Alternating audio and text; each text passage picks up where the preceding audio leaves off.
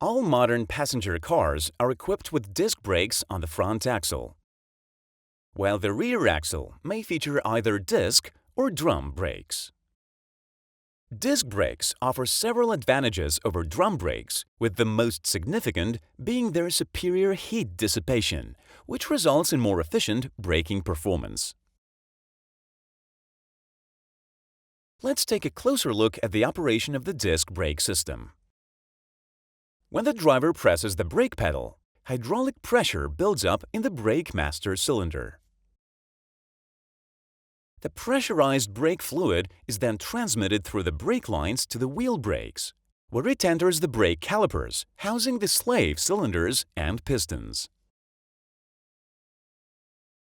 The pistons push the brake pads against the brake disc, creating resistance through friction between the pads and the disc. This friction slows down or stops the vehicle.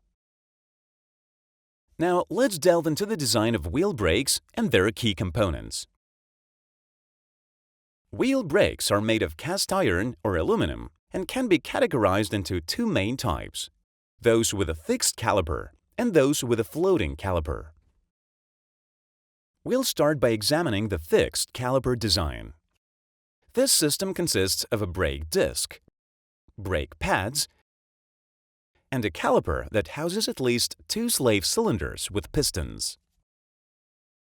However, multi-piston configuration are also available, such as those with 4, 6, or even 8 pistons, evenly distributed on each side. These multi-piston setups enhance braking efficiency. The brake disc is attached to the wheel hub and is frequently fastened with one or more auxiliary screws to simplify maintenance and ensure proper alignment on the hub.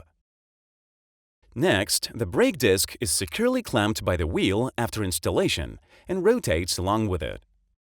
The caliper is rigidly attached to the steering knuckle. The slave cylinders are connected to a flexible hose that delivers brake fluid.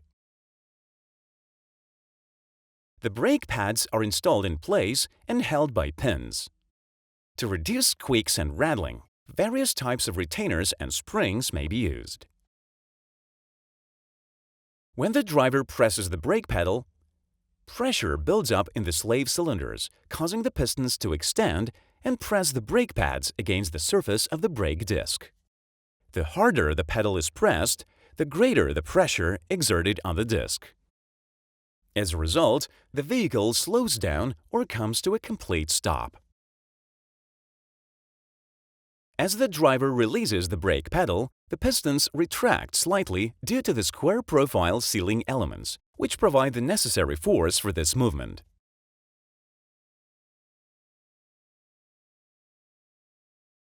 A special boot protects the piston from moisture, dust, and dirt.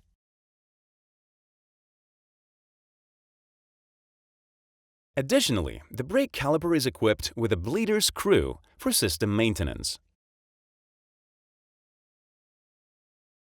Another important component is the shield, which helps minimize the entry of dirt and water into the wheel brake assembly. Now, let's turn to the most widely used type of disc brakes, the floating caliper design. This system also incorporates a brake disc and pads, but differs from the fixed caliper design in that it features a fixed bracket paired with a floating caliper. The bracket is attached to the steering knuckle, while the brake pads are aligned with the help of special notches. When the brake pads press against the brake disc, they slow down the wheel's rotation. This function is performed by a floating caliper, which is mounted on a fixed bracket and moves along one axis with the help of two guide pins. The floating caliper houses a slave cylinder with a piston, typically one, though two-piston versions are also common. The slave cylinders are connected to a flexible hose that delivers brake fluid.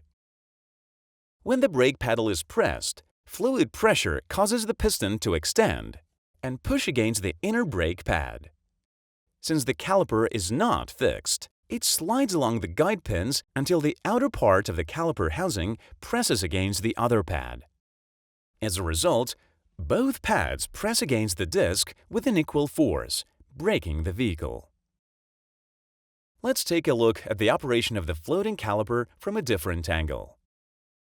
This version of the wheel brake is more cost-effective, but less efficient than fixed caliper systems. However, it is perfectly adequate for vehicles that don't require extremely high braking performance.